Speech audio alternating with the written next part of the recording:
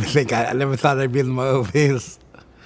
I'm glad I can make this contribution against stigma, and I'm thinking the bigger this gets, the harder stigma will fall.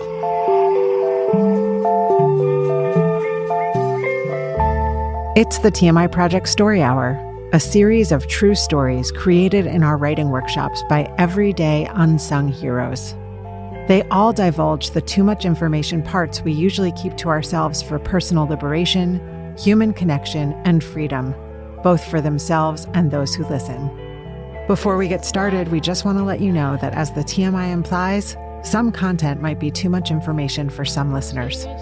And remember, your support keeps our content free and accessible to everyone who wants to listen. So if you like what you hear and you're able to chip in at tmiproject.org, thank you. Either way, we are glad you're listening.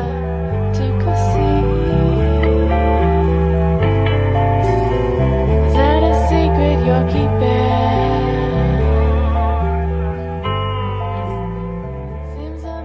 Hey there, it's Eva, your host for Season 7 of the TMI Project Story Hour, Vicarious Resilience.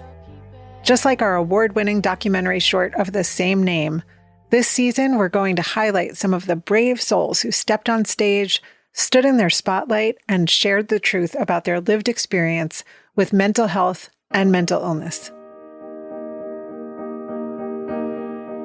Today, we're celebrating Morris.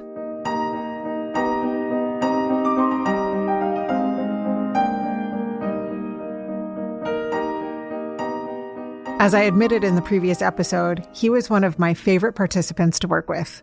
And he was one of the stars of Vicarious Resilience. So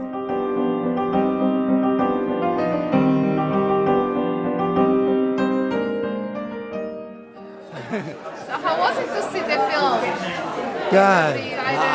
You never like when you see yourself on film, a lot of, it doesn't look right. It looks like, oh, that part turned out. But I liked all of them.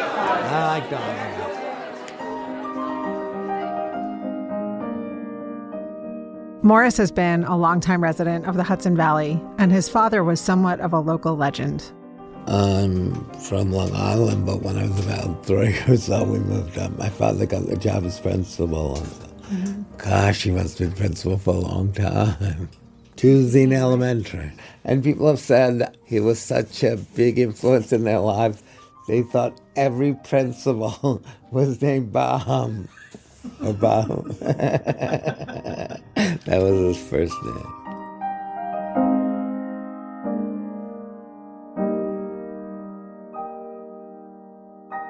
For many years now, Morris has lived in Kingston.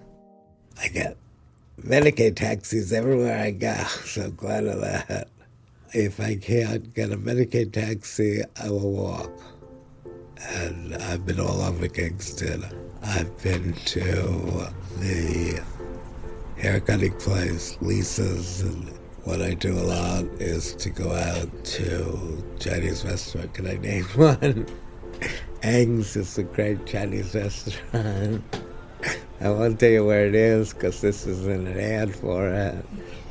But on Broadway.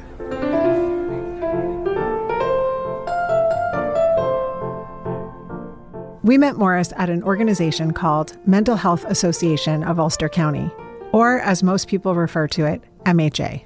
As you may have noticed, understanding him through his laughter can be a little difficult, as he'll tell you himself. So it happens that I've been coming to MHA for 30 years.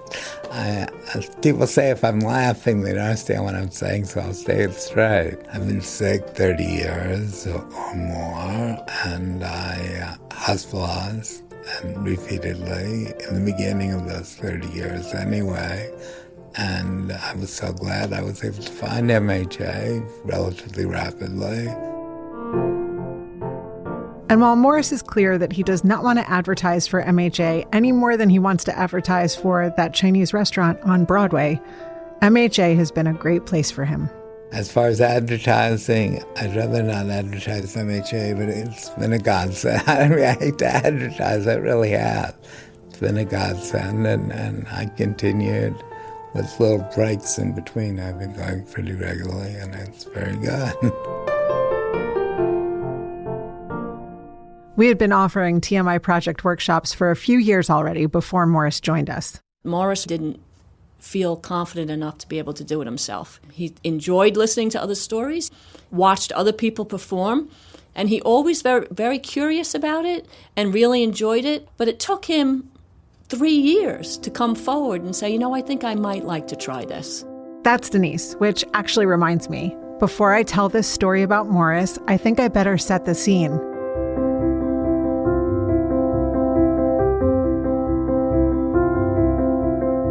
The only reason this program worked was because of all of the incredible people that wanted it to work. So my name's Denise Ranahan, and I'm the Director of Wellness Services at Mental Health Association. I've been with this agency in one capacity or another for about 9 years. While Denise no longer works at MHA, she is a critical part of how Morris's story came to life.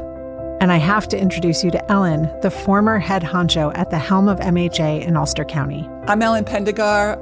I have been the CEO for 20 years, and I've worked in the agency for 25 years, and I've worked in mental health for 35 years. So I come to you with a lot of thought and experience around how do we want to shape the future for people who are facing mental health challenges. Over the course of 8 years, we offered 16 workshops and helped over 150 people create and share stories. In 2020, we stopped offering workshops at MHA because of COVID. And since then, Denise has moved on and Ellen retired, so they're not currently speaking on behalf of the agency. But I know that back then and still today, both Denise and Ellen believe that the biggest barrier to optimum mental health is stigma. And they also shared a strong conviction that storytelling could do a lot to eradicate it. People who are facing mental health challenges feel that stigma and discrimination. And that's why I believe the TMI MHA collaboration is so important.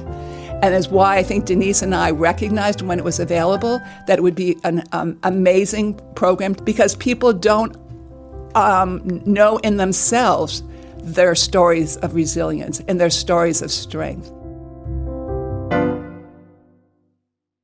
Seeing as mental health has traditionally been something that has been stigmatized, people have not felt comfortable speaking about mental illness with families or in public, and maybe it would be great if we could collaborate. It started as it was just, let's just try it and see what happens. And then it became such an amazing process. When people stood up there and told their stories, they literally were transformed. They were like different people afterwards, and so we continued to do it.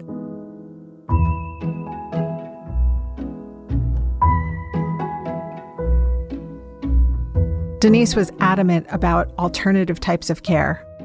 She was very passionate about peer services.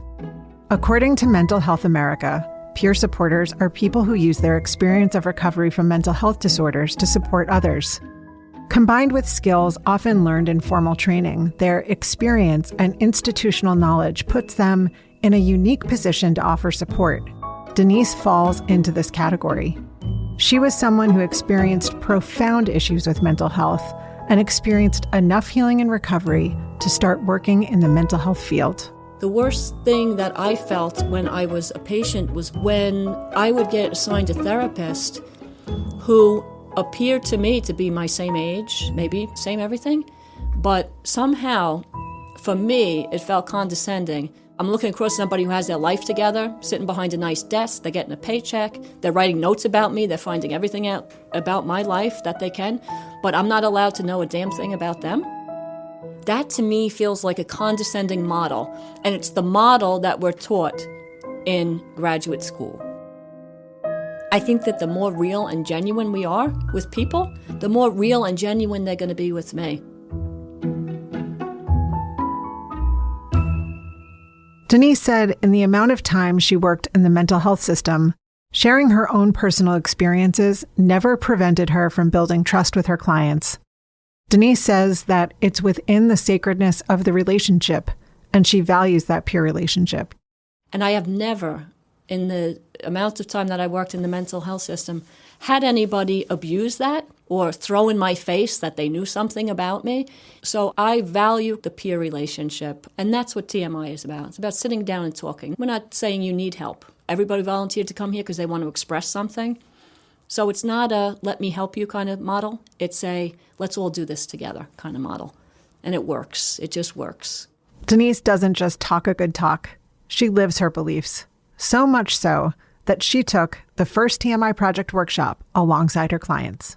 When I took the workshop, I began to talk about the interview, the job interview, to get this position. It was funny in what's going on inside your head when you're being interviewed versus what actually comes out of your mouth when you're being interviewed.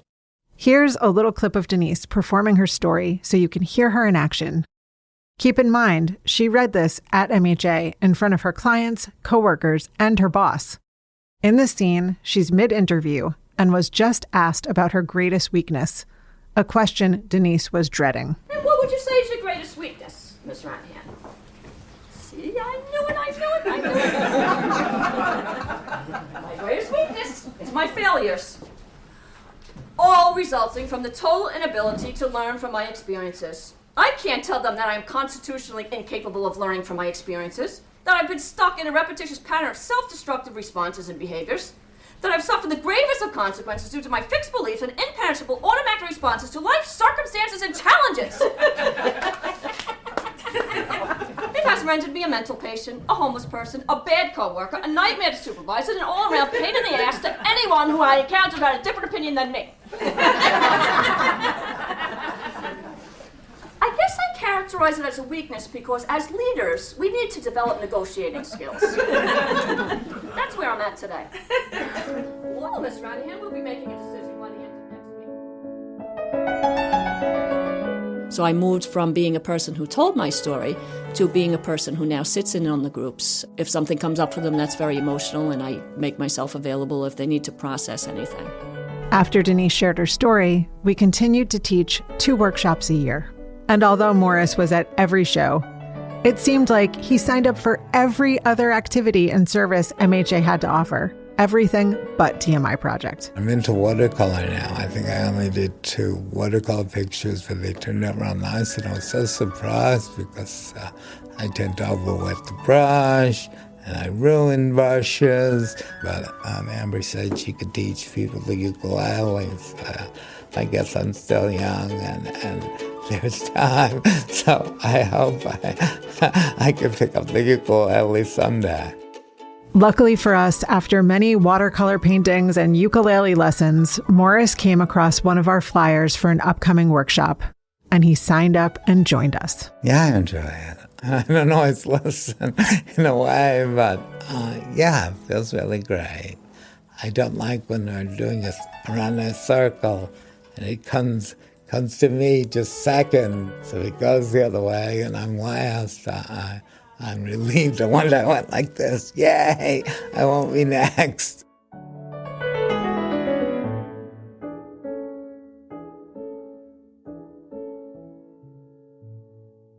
As you can imagine, everyone in the class adored him, and he was very supportive to his fellow workshop participants. It is very much a family here. We make connections, and it is a family here, yes, definitely. And he also faced his fair share of challenges. I'm sorry, I've always had trouble expressing myself. That's the constant. That's one of the few constants. When I was a kid, I thought sugar and flour were the same thing. I think I discussed my learning disability at some point.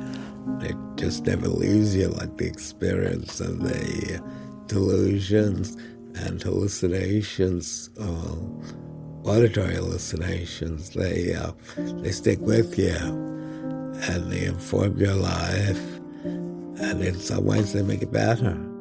Morris was extremely present during our workshops, but it was hard for us to get him to do any additional writing assignments during his free time. The reason why I didn't write my assignment for TMI was that I was up all night doing math. The certainty that if 1 and 1 is always 2, there's no question of that. My mother said she once read a mathematician. They asked him, how do you come out with these wonderful theorems you come up with? And he said, well, if you thought about it as long as I do, they'd rather come up with 6 like this too. One of the many reasons I am so proud of the work we do at TMI Project is that our methodology is created to give anyone the opportunity to tell a story powerfully and be heard. People don't have to come to us with any experience. We met with Morris in between sessions, we asked him questions, and we transcribed his answers. We listened to him to help him find the right framework to tell his story. You know what else I would be interested in hearing is what you would have liked your grandmother to understand, or what you would like any of us to understand, what it's like from your perspective. This is the audio from the workshop Morris participated in. I co-taught the series with former TMI Project editorial director Sari Botten, who came up with a beautiful idea about how Morris's story could be framed. Take a listen. That's a good question. What would you want for her and anybody else to understand? To be you. Oh, yeah, that. Yeah. Okay, good. I mean, you can almost write it as a letter to her. Yes. That sounds beautiful. Ellen saw the power of pairing MHA clients with our workshop leaders, pointing out that the clients don't often have the attention of professional artists to help them develop their work. We've given them an opportunity to work with professional writers, performers, editors, in order for them to be able to tell their story as clearly and as powerful as possible. And I think it helps them to realize their resilience.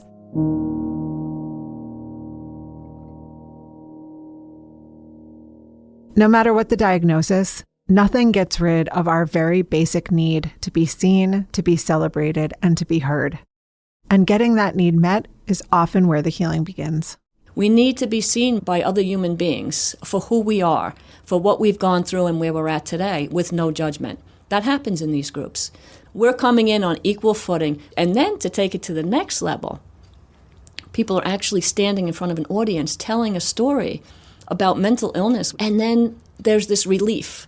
That's something that you've been hanging on to because you've been ashamed of it. Your family has been ashamed. You know that? Families come to these shows and they see their loved one up there talking about an illness that they have not been able to sit down and talk about with them themselves. So you can't talk about it at your dinner table, but then you come to a performance where you're saying it in front of 50, 70, 80 people, and your family members in the audience, and they're astounded, and they get released from the shame. And so then they're not feeling so ashamed about their loved one. They don't have anything to hide now. That's magnificent. It's one person at a time, one story at a time, and it's happening. People in this community are coming to see our shows. They're listening to people, and their family members are coming, and it's getting easier to talk about in the open without the shame.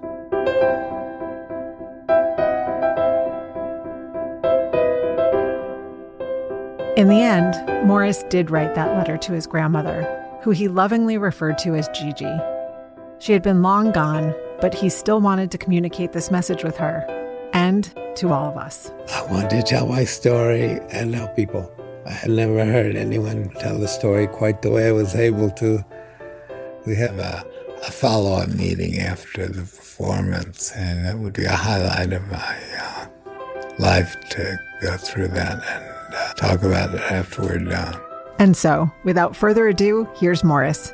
Stick around to hear about everything that happened after the show, from him running off stage as soon as he was done to moments on the red carpet. Here's Morris.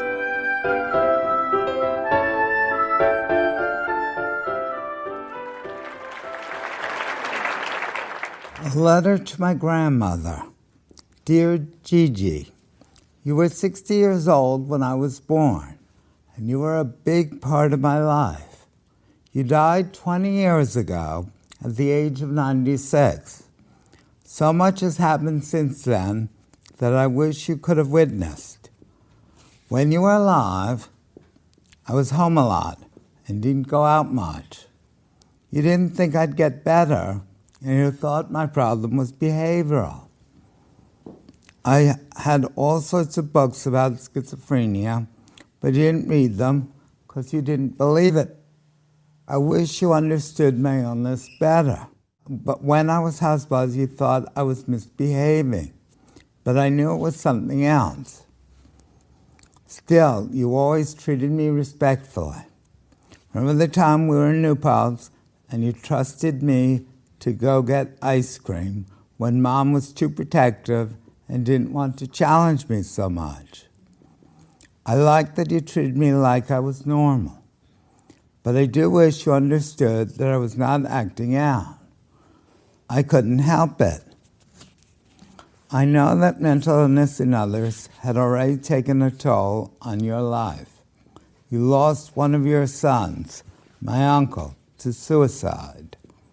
A short while after that, your other son died because he wouldn't stick to a diet.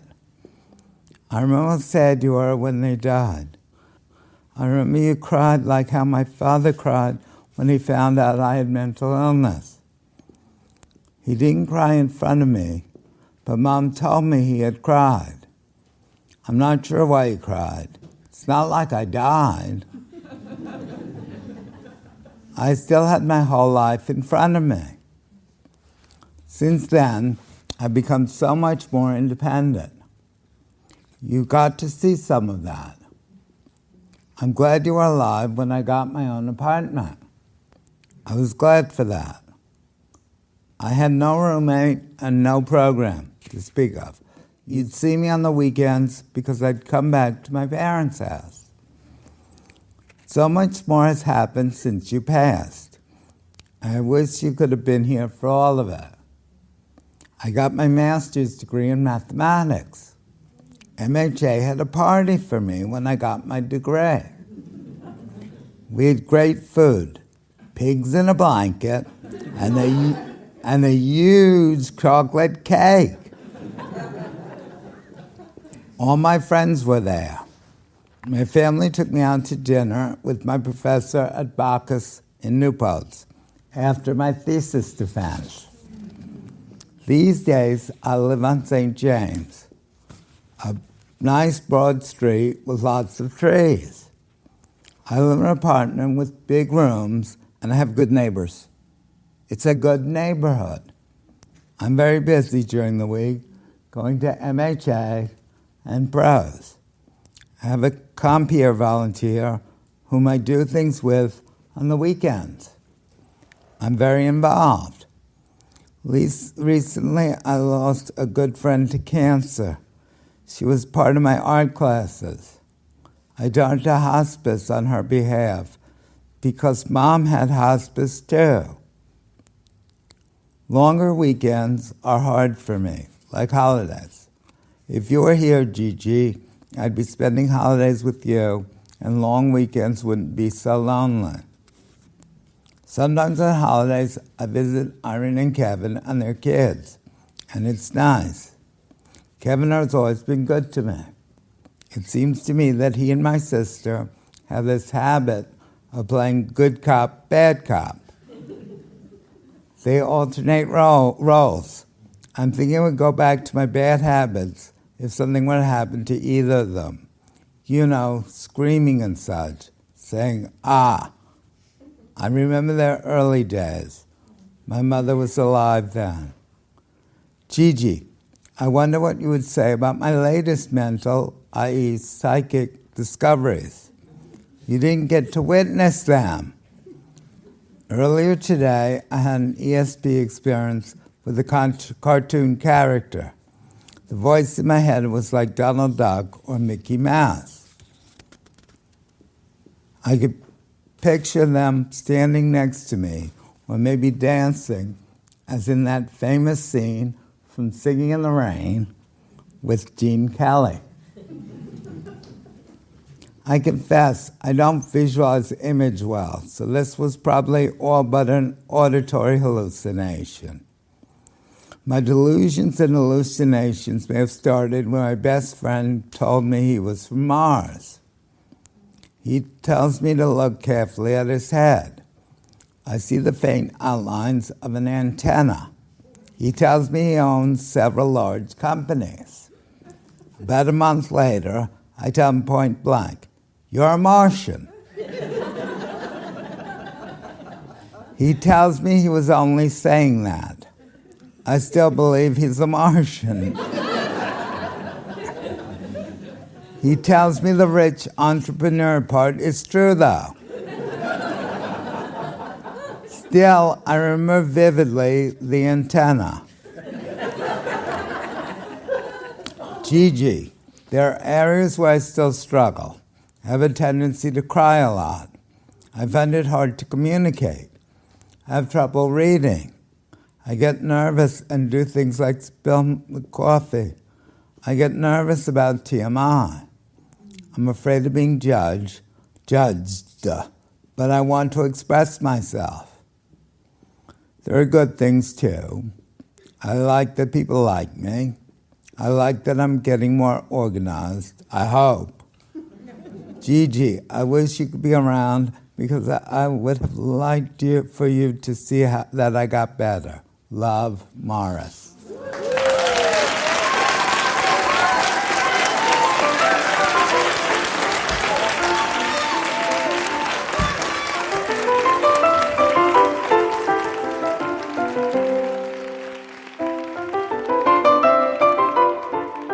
As you heard, the crowd went wild for him. But as soon as the last word left his mouth, Morris bolted off stage and he was gone. I know I ran. I ran off stage. I had to get out of there. So I was floored, and that was my first experience with TMI. And I think this experience will be great for me. Even though Morris was overwhelmed by the applause, he was hooked and performed his story many times with us. There were other performances, and with each performance, I guess I got a little more comfortable, but it also was more helpful after each performance. It helped me, and hopefully it helped the audience to understand what it's like to have mental illness.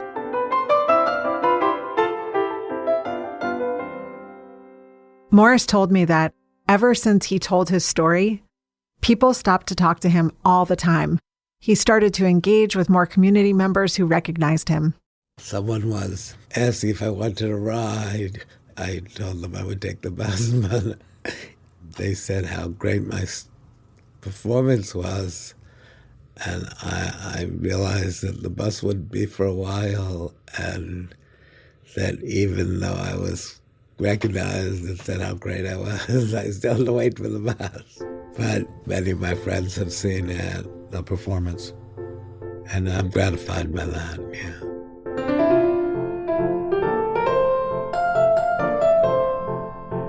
Given the chance, would he do it all over again? Yes, I would. Yes, I'd take another. I would take another wish up to do that, yes. I think that TMI is the only way to go about giving my idea about what it is to live with mental illness. I hope you tell people about it, more people now, because they want to learn what's going through the mind of someone like me.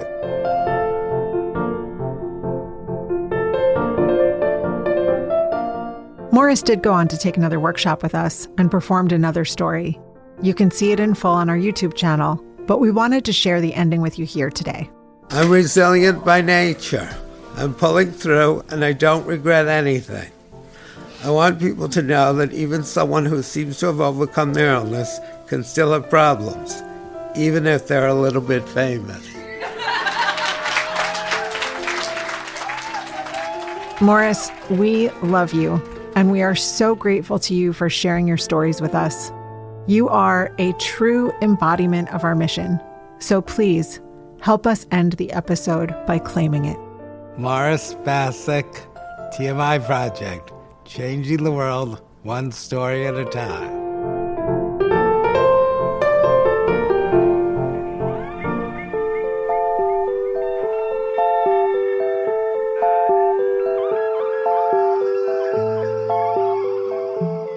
If you want to be a fly on the wall for Morris's entire workshop experience, you can access TMI Project's award-winning docu-short Vicarious Resilience at vicariousresilience.com.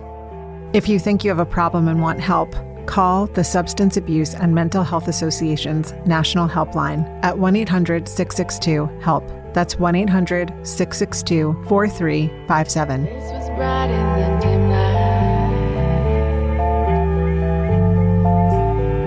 She reached out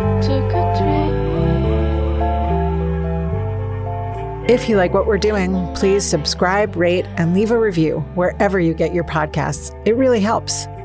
TMI Project is available to offer true storytelling workshops and performances for your school or workplace. To learn more or to support our work, you can find details about it all at tmiproject.org. This episode of the TMI Project Story Hour was produced in partnership with Radio Kingston. It was written, edited, and produced by me, Eva Tenuto, Blake File, and Rain Grayson. Our theme song is Secrets by Edison Woods. I'm TMI Project's Executive Director. Our Operations and Programs Manager is Blake File. Our Organizational Administrator is Rain Grayson. Our Marketing and Digital Coordinator is Laura Marie Ruocco. Our Administrative Assistant is Riley Gibbons. Our Graphic Designer and Webmaster is Lauren Gill. Our Partnership Outreach Coordinator is Dara Laurie. Our workshop leaders are Perla Aora, Haley Downs, Rain Grayson, Ray Lipkin, Dara Laurie, Micah, Julie Novak, Blake File, and me, Eva Tenuto. To learn more and to find a special writing prompt so you can start telling your story, visit tmiproject.org/podcast.